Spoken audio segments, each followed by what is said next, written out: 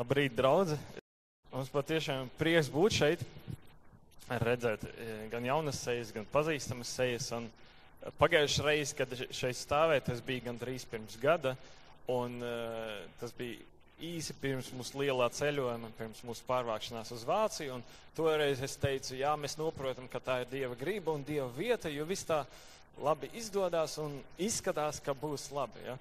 Un es varu arī apliecināt to liecību. Pagājušā gada tā arī bija, un šogad mēs esam izdzīvojuši tā, ka ir bijis tāds iespējas, ka Dievs ir sagatavojis ceļu kaut kad iepriekš. Mēs tagad izējam šo ceļu un pamanam visādas pieturas. Šito Dievs ir sagatavojis mums un to, un pa ceļam visādas dāvanas dot, un viss, kas vajadzīgs. Tā kā mēs sūdzēties īpaši nevaram ne par ko. Dievs mums palīdz. Dievs risina visādas dažādas lietas, dažādas grūtības, kuras varētu būt, kad tu pārvācies no vienas valsts uz otru. Tur pietiekami daudz visādu lietu ir un sīkumu, īpaši ar bērniem un mašīnām, bet Dievs ir nokārtojis visu, un lai mēs varētu vienkārši darīt to, ko viņš liek mums darīt. Pašlaik mēs studējam, taisa maģistru, nezinu, ko ar viņu dara, mocās cauri vai iziet šim dzīves periodam cauri.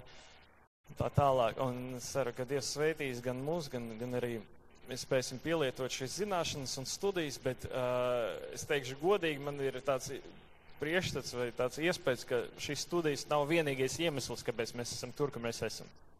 Ka tas nav vienīgais, ko Dievs grib mums dot vai iemācīt un tā tālāk. Ir visādas dažādas lietas, kuras mēs piedzīvojam pa ceļam. Varbūt mūsu studijas ir pa ceļam, es īsti to definēt arī nevaru. Un man ir šodien tāda unikāla situācija, privileģija gandrīz, ja? Parasti tā nav, bet šodien es esmu dubultā statusā, gan tāds, kurš kā iebraucējs un tūlīt aizbrauks prom, gan arī students, ja? Tā kā viņam viss ir piedodams. Vienalga, ko es teikšu, ko viņš jau students, un ja es kaut ko teikšu nepareizi, es braukšu jau prom. Tā kā parasti tā nav. Bet es centīšos vienkārši iedvesmot un iedrošināt un mācītājs Agris lūdzu ar kādu bībeles pantu padalīties un kādu vārdu. Esmu atradis ar ko padalīties, un mēs varētu izlasīt kopā no Romiešiem 8. nodaļa, 19. 20. pants. Romiešiem 8, 19, 20. Arī visa radība ilgodamās gaida to dienu, kad Dieva bērni parādīsies savā godībā. Jo radība pakļauta iznīcībai nevis aiz savas patikas, bet aiz tā gribas, kas viņu tā ir pakļaujas, tomēr viņai dota cerība. Un šai cerībai es gribētu ir pievērsties, ka visa radība un radībā ir iekļauts viss, gan daba, gan zvēriņi, gan cilvēki arī. Visas tautas, kuras gaida un kurai ir dota cerība. Un 24. pantā ir teikt, atkal mēs redzam šo cerību. Jo cerībā mēs esam pestīti.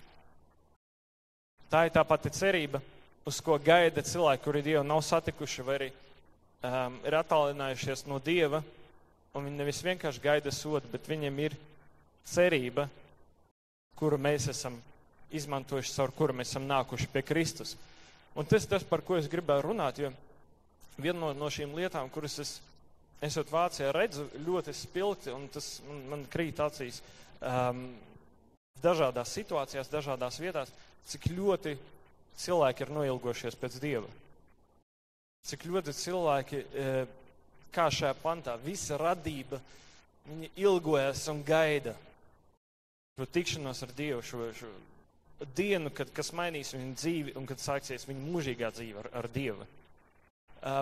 Tu var redzēt visos līmeņos, gan nekristieši, gan kristieši, kuri attālinājušies, gan draudzes, kuras it kā kaut kād gājas labāk, tagad nē, bet tu pamani uzreiz šis ilgas, ka šī cerība, viņa vienmēr ir.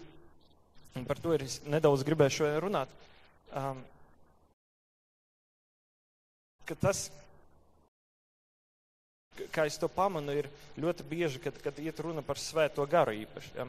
Vai arī ir kādi kristieši, kuri brauc, kad sludinātāji, kad atbrauc, un visi uzmanību parasti pievērst viņiem nevis kāda vārda dēļ, nevis titula dēļ, kā tas bijis iepriekš zināms, ja kristīgā pasaulē. Tas un tas vārds ir slavens, tas un tas sludinātais.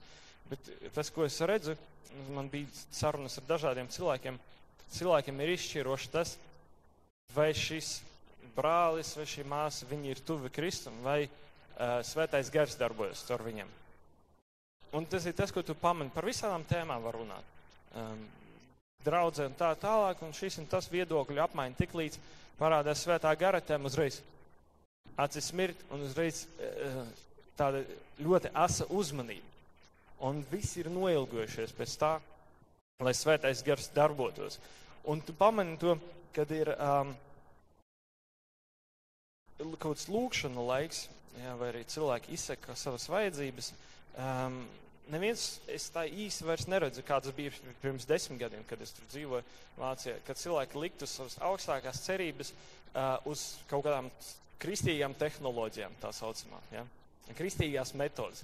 Vai šis un šīs vārds, ja tas un tas atbrauktu, ja tas un tas pie mums būtu konferencē, tas ir jau nedaudz nogājis nost, un tas pirmais ir, ja Svētais Gars darbotos.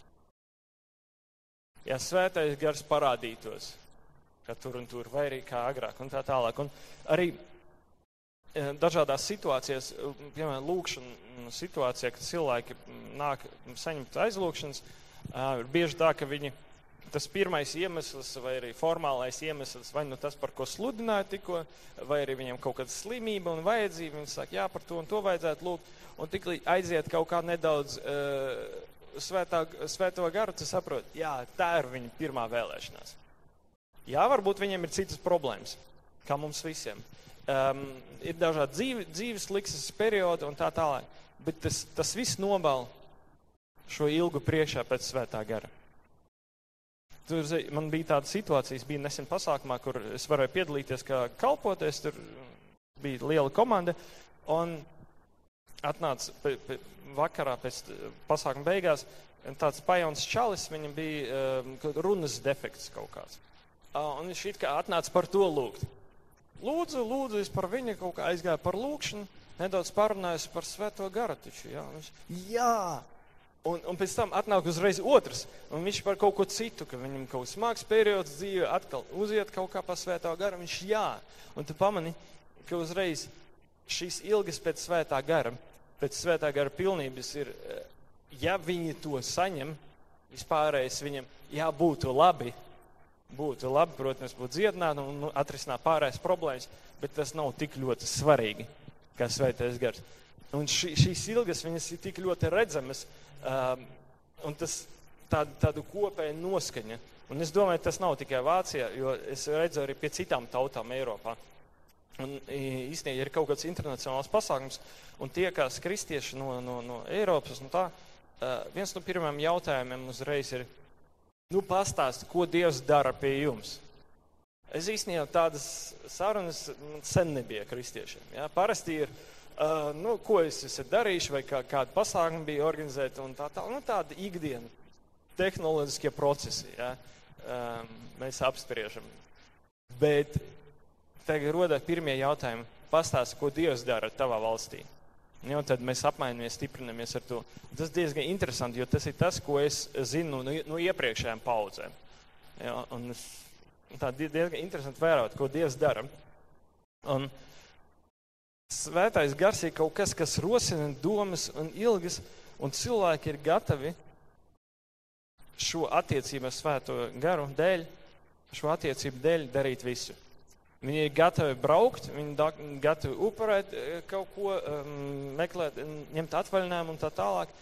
Un es pavisam nesen vasaras sākumā, pirms dažām nedēļām, esmu bijis pasākumā, kur skaitījās jauniešu pasākums. Vācijā Ņurmbergā bija tāds Awakening Europe, Eiropas jauniešu pulcēšanās, tieši ar mērķi uzrunāt šo Svētā Gara tēmu, izsūtīt evangelizāciju un tā tālāk. Un bija skaidri izteikti jauniešu pasākums. Noteikts bija 28,000 dalībnieki, bet esot tur, tu pamani, ka vismaz ceturdaļa cilvēki ir, varbūt viņi jūtās sirdī jauni, ja? Bet pāri 40 tas ir absolūti skaidrs. Vismaz ceturdaļa cilvēku, varbūt pat vairāk. Un tu pamani, tie nav tikai vecāki, kur atveduši savus jauniešus. Tā veselas senioru grupas, kuras brauc ar autobusiem, un viņiem vienalga, kā saucās pasākums. Vai tas ir jaunieši vai kas, Viņi zina, ka tur slavēs Dievu, tur būs par svēto garu, un viņiem to vajag. Tas ir viss. Viņi ir gatavi. Un tur, protams, tas nav tik vienkārši. Tu atbrauc, smuki pasēdi, tas bija vairāk dienu pasākums. Visi hoteļi pilni, par telšu vietām cīnījās pat. Ka ir brīva vieta, kāda nav. Es nezinu, ko viņi visi darīja, bet cilvēki ir gatavi no dažādām valstīm vietām braukt, jo tur būs par svēto garu, tur runās, tur lūgs, un man to vajag. Un man vienalga, ka man varbūt pavēlu jau vai tam līdzīgi, vai pasākums nav īsti domāts manai kategorijai vai manai grupai, man to vajag, un cilvēki gatavi maksāt cenu. Īstenībā tas mums kristiešiem ļoti, ļoti labs izdevīgs laiks, ka nav jāpierunā neviens.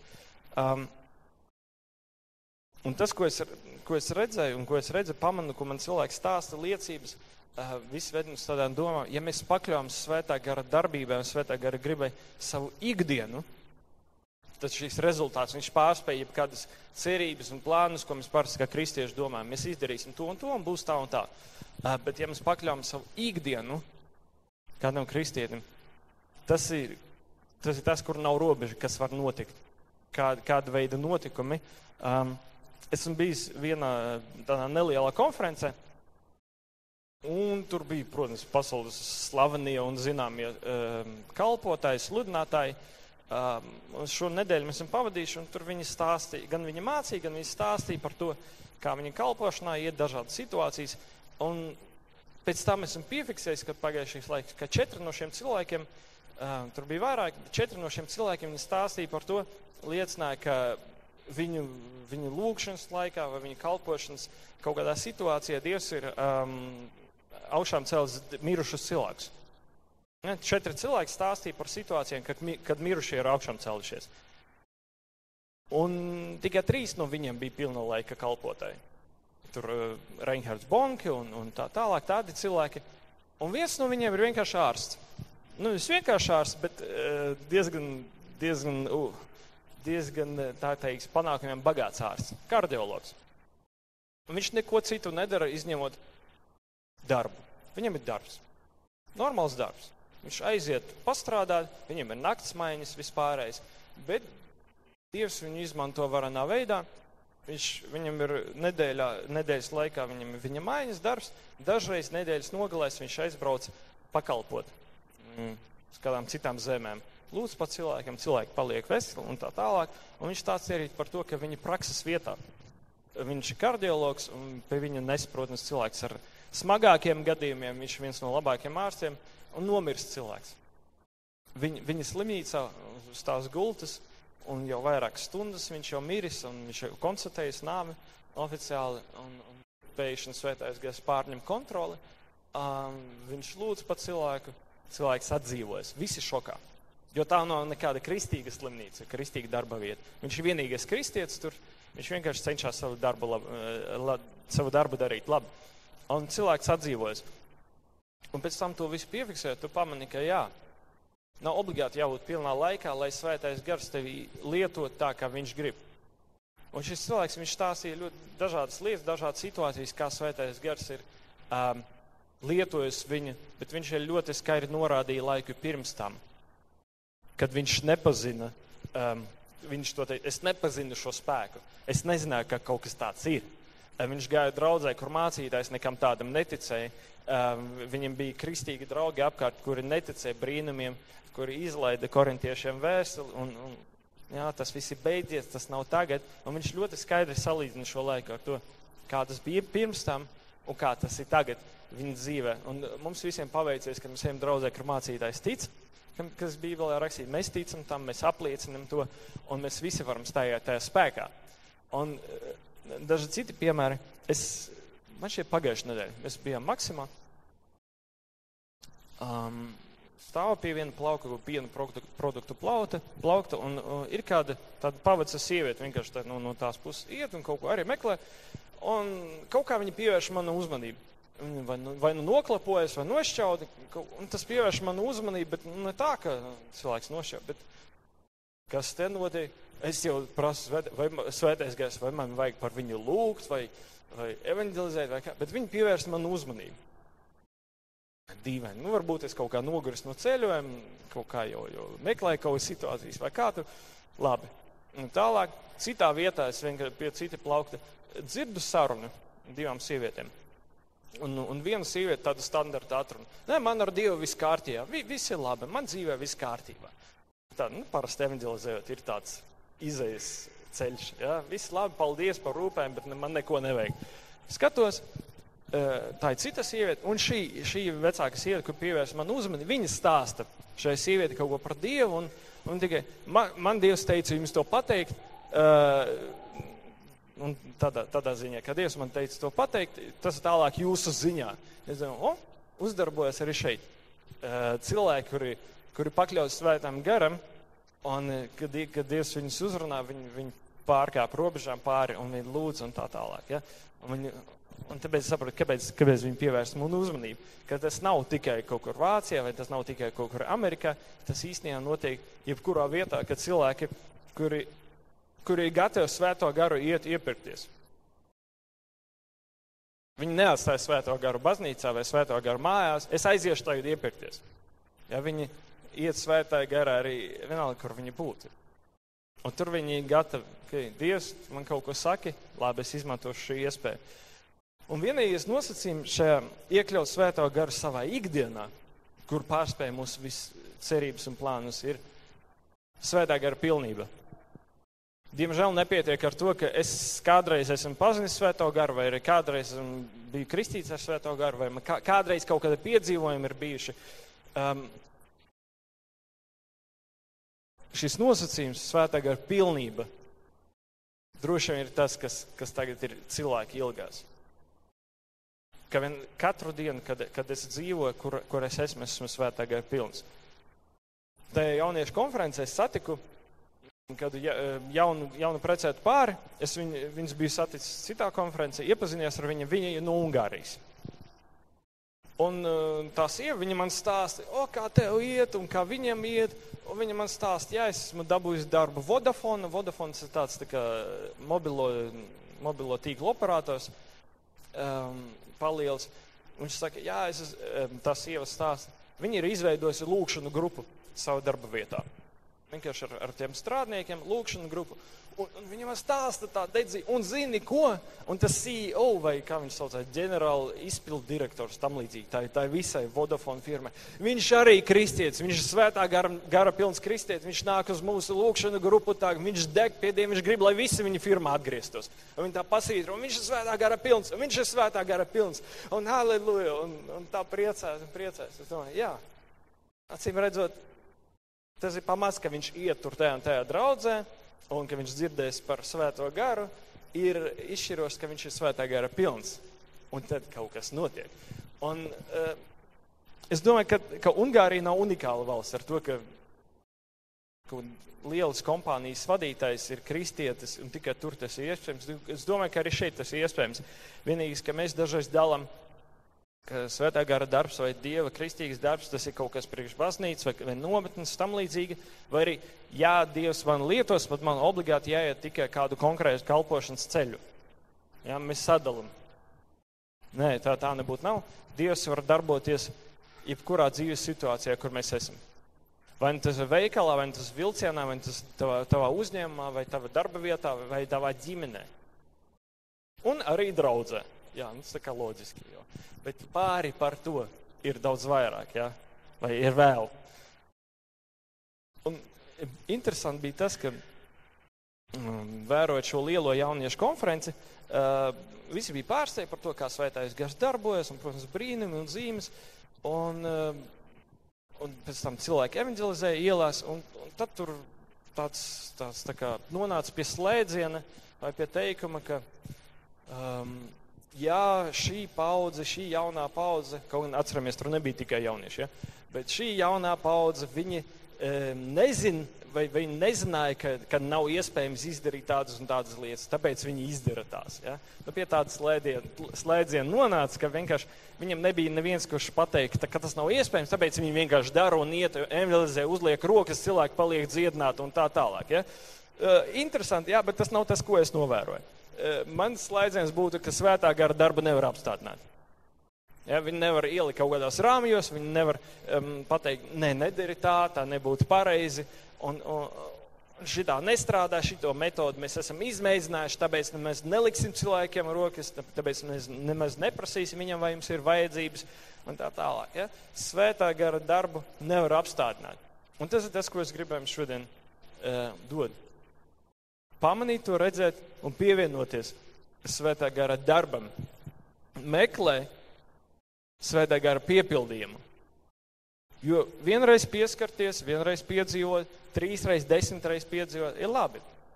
Bet jautājums par šo svētā gara pilns. Svētā gara pilns iet un dara savas lietas, neplānojot, ka viņa būs tūlīt kaut kādas situācijas, kaut kādas aizlūšanas brīdis. Un ja tu esi tas cilvēks, kuram šķiet, ka Dievs tevi pamudina, ka svētais gars tevi pamudina dažādās dzīves situācijās, uzrunāt cilvēkus un pateikt viņiem kaut ko par Dievu, varbūt konkrētas lietas, vai aizlūgt par viņiem, bet tu neuzdrošinies iekāp šajā teritorijā. Iekāp tur, kur tu neesi bijis, bet tev šķiet, ka Dievs te uz to ved. Iekāp tur, svētais gars būs kopā ar tevi. Ja tu esi tajā vietā, kur tu runā ar cilvēkiem, tu uzrunā viņus, ej soli tālāk. Piedāvā viņiem iespēju pielūgt Dievu. Aizlūgt par viņiem, aizlūgt par kādām vajadzībām, paprasa, vai viņi ir slimi, vai viņi veseli. Kaut dzīves problēmas. Pielūdz Dievu kopā ar viņiem. Varbūt redzēs rezultātus uzreiz, varbūt nē. Ja tu visu to dari, ej tālāk, paprasa, varbūt viņam ģimenes locekļi ir, ar kuriem tu varētu parunāt. Ja? Citiem vārdiem, es iedrošinu jūs solīt tālāk un atrast tur svēto garu, kurš darbojas. Tad viņš ir vienīgais, uz kuru mēs varam paļauties. Ja mēs uzņemamies šo risku, tā teikt, ja kurš diezgan droši, un paļaujamies uz svēto garu, viņš atbalsta mūs. Viņš nav tehnoloģija, kura pieviļ, vai kura pareizi, kura nepareizi.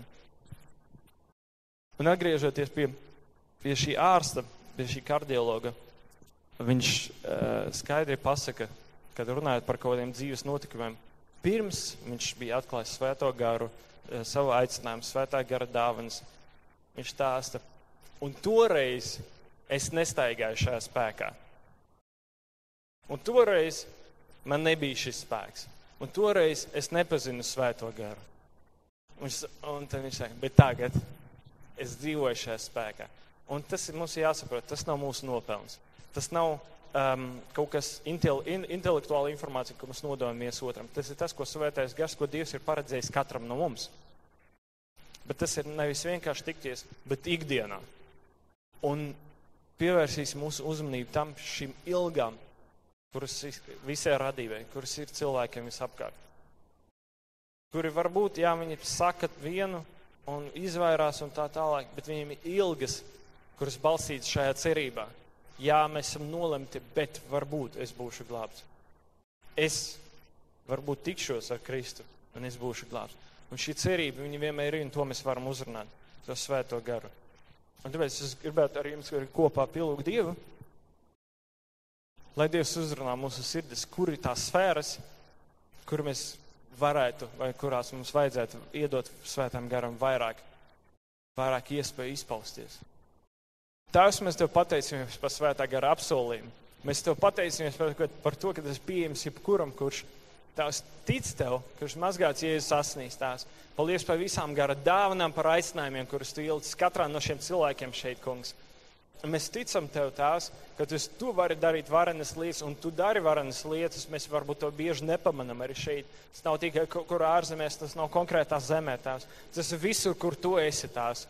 Un Tu esi visur, un kur Tavi bērni pakļaujas Tavam vārdam, Tavai gribai, kungs. Un mēs zinām, kungs, mēs ticam, mēs apliecinam, ka Eiropa tiks glābta, kungs, un tas iekļauj arī Latviju, Tēvs. Mēs balstamies uz Taviem apsolījumiem, nevis uz vienkārši cilvēku idejām, Tēvs. Tas ir tas, ko Tu esi teicis, tas, ko Tu esi apstiprinājis, Tēvs. Mēs lūdzu svētī mūs, runā uz mums, Tēvs. Es lūdzu svētais gars nedod mums mieru. Neļauj mums iet gulēt mierīgi, līdz mēs esam aprunājušies ar Tevi vai domājuši par Tevi. Stiprini šīs ilgas pēc Tevis, pēc piedzīvojumiem kopā ar Tevi, pēc Tavas gribas. Es lūdzu, ka mēs ceļamies no rīta, Tēvs, lai pirmās domas, kuras mēs domājam, ir, ko darīt ar svēto garu šodien, kur lai ej, kur lai dara, kur lai pasaka, kur lai paziņo cilvēkiem šo vēstu, Tēvs. Es lūdzu, lai Tavs svētais gars vienkārši nedod mums mieru, lai mēs redzam, cik steidzami tas ir. runāt ar cilvēkiem par tevi, cik steidzami tas ir iesaistīt tevi svētais gars visos savas dzīves līmeņos, visās sfērās, kungs. Es lūdzu uzrunā mums, kungs, kad mēs lasam Bībeli tās, lai raksturvietas izliec, kuras apstiprina vēstu par tevi, par svēto garu, ka viņš ir kopā ar mums, ka viņš mūs nepamet, ka mēs nekur neejam vieni paši tās. Es lūdzu svētī šo draudzi Jēzus vārdā tās, lai vairāk un vairāk cilvēku, kungs, iet apsolījumā par svēto garu, par svētā gara darbu tās, par svētā gara apsolījumu, kungs. Lai vien vairāk un vairāk cilvēki savā ikdienā piedzīvo kungu tās. Lai vien vairāk un vairāk cilvēki šajā zemē piedzīvo Kristu caur konkrētiem cilvēkiem, kuri ir atvērši savu muti tās. Mēs paļaujamies uz tevi, lai viss gods ir tev, kungs. Un patiešām dari savu darbu šajā zemē tās, dari savu darbu tālāk šajā pilsētā un šajā baznīcā tās. Mēs lūdzam piepildu savu vārdu, ko tu esi teicis. Mēs stāvam uz tavu apsolījumu, kungs. Mēs paļaujamies uz tevi tās, lai godinās tavs vārds.